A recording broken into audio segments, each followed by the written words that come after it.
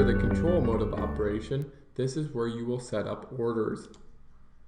To set up a new order, click on the order button. You will see the search, the new, and the repeat button. For this example, I will select new. As you will notice, customer, seed, and recipe all have just one piece of data. To populate the entire database, select the white rectangle box underneath customer, and that'll populate the customers in the customer database. I will select customer C. Underneath the seed database, this will populate all the information for the seed. I will select soybeans X again. And then under recipes, I will select recipe A. Underneath here, you will notice that you have an enabled treater checked, which we want. Shot control is not checked, and that will be covered in a later section. Run auto set will be used when running out of a bin for the first time. So that would be checked if you're running out of a bulk bin for the first time, and that will set when the air gate shuts to get the correct targeted amount of seed. The amount of pounds we want, there's 1845 in there right now, but I want to pull in just underneath 2410. So I'm going to type in 2400 so it doesn't try to bring in more seed. So it'll target 2,400 pounds. The treat rate will stay at 1,600 pounds. The comment, you can type in thank you or whatever comment you wish.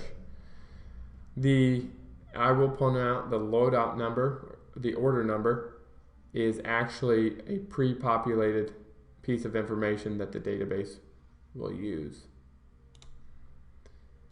The destination can either be boxes or loadout. For this instance, I will do loadout, and that just means that there's a capability of conveying to two different destinations, and they can be set up when setting up an order. So to set up this order, you press that 3 folders, and that will set the order. So to start the order, you can press start and enable. It will give me that fill, and it'll recognize that it has enough seed, and it'll print a scale ticket. As you will notice, saying -10 pounds, it has 10 more than it actually needs. So we will actually start treating. As you will notice, when the motors and the zones turn on, you will see these zones light up in green. So as you can see, stage 1 forward slow, that's your drum turning on. Your conveyor motor's on. Your conveyor motor from the scale to treater is on, and that's notated by that triangle along with the green right there. And then you will also have the green right here in the 105, the loadout conveyor. You can also pull up more information when clicking on an item, like I stated earlier. So this is draft 1 for 2,400 pounds. I can also click on the recipe A, where it says recipe A in liquid stand. It'll show me how many ounces are getting applied real time. And then you also have the ability to track this information through this trend graph. The dotted line, this yellow dotted line, is the projected or targeted amount, and the solid line is the actual amount. And you can follow that as well. Up here, 1,016.20 pounds per minute, and the target is right here, 1,600. And then you have a targeted green line, which represents liquid stand 1, and then you have a solid line that would represent the actual amount. And as you have more stands, you would have more lines and more colors representing each stand. As it reaches 0 pounds, you will notice the pump will shut off to stop applying chemical. the gate shuts down. The 102 conveyor will shut down after 15 seconds. And you will notice that the order is completed with the order complete check marks. And this stage 2 is the clean out cycle. After this clean out cycle is completed, your drum will shut down, and then your 105 loadout conveyor will shut down as well, and after that's complete.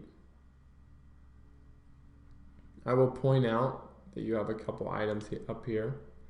You have an AB pause and an AT pause, which if you have an issue or something you need to pause for, the AB pause, the purpose of that is to pause everything before the scale, so everything from here back to the bulk bin or the box.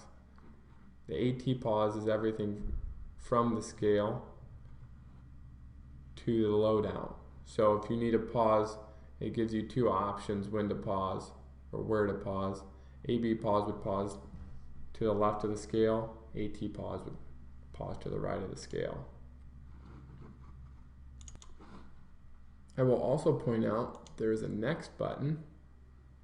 Under the next button you will see a global reset, and that will reset an order. If there is something that you find in the order that you need to reset to start the order over, you would press this button. There's an AB end.